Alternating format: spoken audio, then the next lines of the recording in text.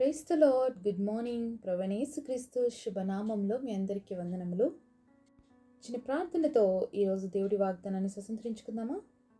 మమ్మల్ని ఎంతో మిక్కిలిగా ప్రేమించినటువంటి మా ప్రియ పరలోకమందున్న తండ్రి, నీ ఘనమైన శ్రేష్టమైన నామాన్ని బట్టి వందనాలయ్యా. ఉదయకాల సమయంలో మా అందరితో మాట్లాడండి, మా అందరినీ దర్శించండి. నీ స్వరాన్ని విని నీ చిత్తాన్ని చేయటానికి మా కృపనివ్వమని యేసు నామంలో ప్రార్థిస్తున్నాము తండ్రి. ఆమేన్. ఈరోజు దేవుని వాగ్దానము మీకా 7వ అధ్యాయము 7వ వచనం.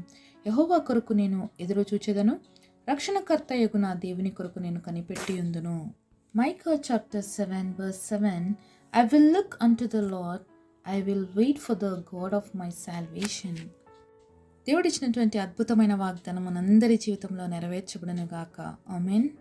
మరి వాగ్దానంలో రెండు మాటలు మనకు కనిపిస్తున్నాయండి. ఒకటి ఏంటంటే ఎదురు చూడడము, రెండవది ఏంటంటే కనిపెట్టుకొని ఉండటం.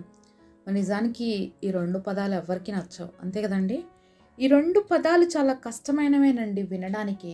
కానీ ఈ కష్టమైన దానికోసం మనము ఓపిక్గా ఎదురు చూస్తే, నిజంగా కనిపెట్టుకుంటే మన జీవితాలు వచ్చే గొప్ప కార్యాలు కూడా రిసీవ్ చేసుకుంటామండి. దేవుని భక్తుడైనటువంటి దావీదుని కానీ ఒకసారి మనం ప్రశ్నించామనుకోండి, వెయిటింగ్ పీరియడ్ ఎలా ఉంటుంది అని అంటే చాలా చోట్ల కీర్తనలో రాయబడి ఉంది. ఒకసారి చూద్దాము. కీర్తనల గ్రంథము 27వ అధ్యాయం 14వ వచనం చూద్దాం. యెహోవా కొరకు కనిపెట్టుకొని ఉండుము, ధైర్యము తెచ్చుకొని నీ హృదయమును నిబ్బరముగా ఉంచుకొనుము. యెహోవా కొరకు కనిపెట్టుకొని ఉండుము. ఏమంటున్నాడు ఇక్కడ కీర్తనకారుడు? ఎవరి కోసం కనిపెట్టుకోవాలంట? దేవుడి కొరకు కనిపెట్టుకొని ఉండాలంట. ఎలా ఉండాలంట? ధైర్యముగా తెచ్చుకొని. మన హృదయం ఏ విధంగా ఉండాలి? నిబ్బరముగా ఉండాలి. అలాగనే దేవుడి కోసం కనిపెట్టుకునే ఉండాలి అని చెప్తున్నాడు.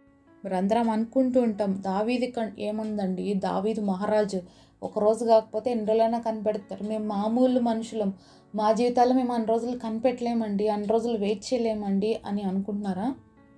నిజానికైతే దావీదు కూడా మనలాగా సాధారణమైనటువంటి వ్యక్తినండి, గొర్రెలు కాచుకునేటువంటి వ్యక్తి. కానీ దేవుడు అతన్ని అభిషేకించి రాజుగా చేస్తానని ప్రామిస్ చేశాడు. అలా రాజు అవ్వడానికి ముందుగా ఎన్ని ఇబ్బందులు ఎదుర్కొన్నాడో, ఎన్ని కష్టాలు పడ్డాడో, ఎంతగా కనిపెట్టవలసి వచ్చిందో. దేవుడు గొల్యాతు పైన విజయాన్ని ఇచ్చిన తర్వాత అక్కడ ఉన్నటువంటి ఇశ్రాయేలు ప్రజలందరూ కూడా దావీదుకు 10,000 కొలదిగా, రాజు అయినటువంటి సౌలుకు 1,000 కొలదిగా అని పాడినప్పుడు, ఆ రోజు నుంచి సౌలుకి దావీదు అంటే చాలా కోపము. దావీద్ని చంపేయాలి అని ఎదురు చూస్తున్నాడు. ఎప్పుడు దొరుకుతాడా అని చెప్పి తరుముతూనే ఉన్నాడు. సౌలు బ్రతికినన్ని రోజులు దావీద్ని తరుముతూనే ఉన్నాడు. ఒక్క చోట కూడా మనశ్శాంతిగా బ్రతకలేకపోయాడండి దావీదు తన జీవితంలో. అంతగా ఇబ్బంది పడ్డాడు, అంతగా తన జీవితంలో నలిగిపోయాడు. అయినప్పటికీ కూడా ఈ మాట చెప్తున్నాడు, యెహోవా కొరకు కనిపెట్టుకోండి అని. దావీదు తన శ్రమల ద్వారా ఎంతో విరగ్గొట్టబడ్డాడు. దావీదు తన శ్రమల ద్వారా ఎంతగానో నేర్చుకున్నాడు దేవుడికి దగ్గరగా ఉండడము. తన యొక్క కష్టాల ద్వారా తనకు వచ్చినటువంటి ప్రతి పరిస్థితిలో దేవుడి వైపే చూశాడు, దేవుడి కోసమే కనిపెట్టాడు. కాబట్టే తన జీవితంలో ఉన్నతమైన స్థితిలోకి రాగలిగాడండి. ఒక రాజుగా కాదు, ఒక ఆత్మీయతలో దేవుడి దృష్టిలో యథార్థవంతుడుగా. అంతేకాకోకుండా దావీదు నా హృదయానుసారుడు అని గొప్ప సాక్ష్యాన్ని దేవుడి దగ్గర నుంచి పొందుకున్నటువంటి వ్యక్తిగా చూస్తామండి దావీద్ని. మనము శ్రమలు రాకుండా దేవుడి చేతిలో వాడబడలేమండి. శ్రమలు రాకుండా మన భవిష్యత్తు మంచిగా తీర్చబడలేదు. శ్రమలు మనల్ని ఏం చేస్తాయి తెలుసా?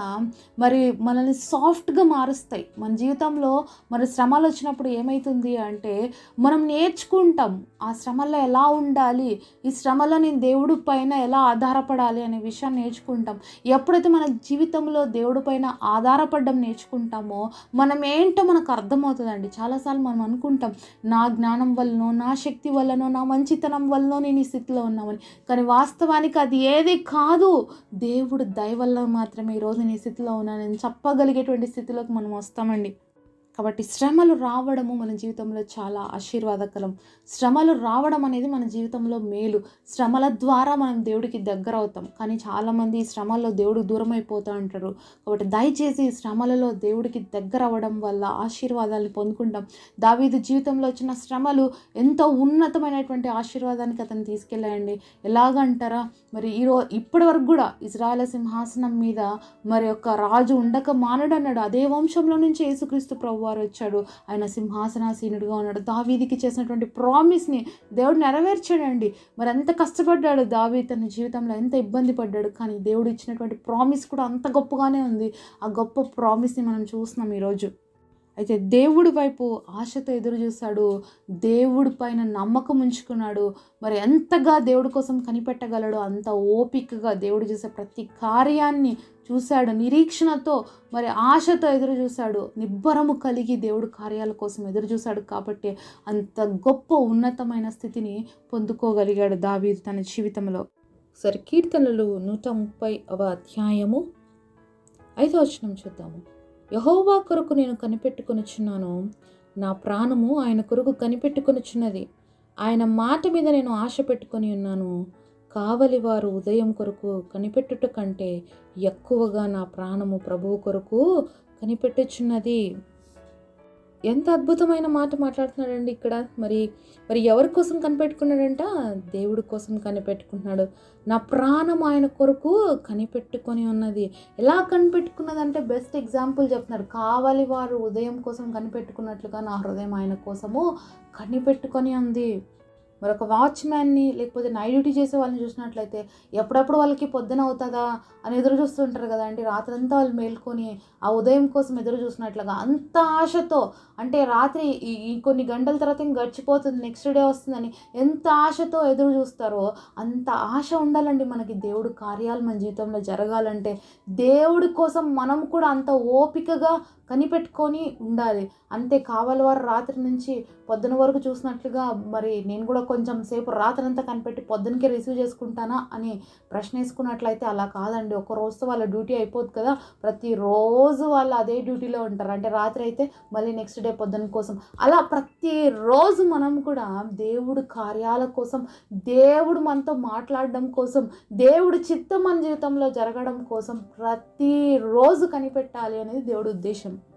ఇది ఒక కంటిన్యూస్ ప్రాసెస్ అండి. దేవుడిని కోసం మనం కనిపెట్టుకొని ఉండడము, దేవుడు చేసేటువంటి అద్భుతాలు మన జీవితంలో రిసీవ్ చేసుకోవాలి అంటే ఖచ్చితంగా ఓపిక మనకి చాలా అవసరం అండి.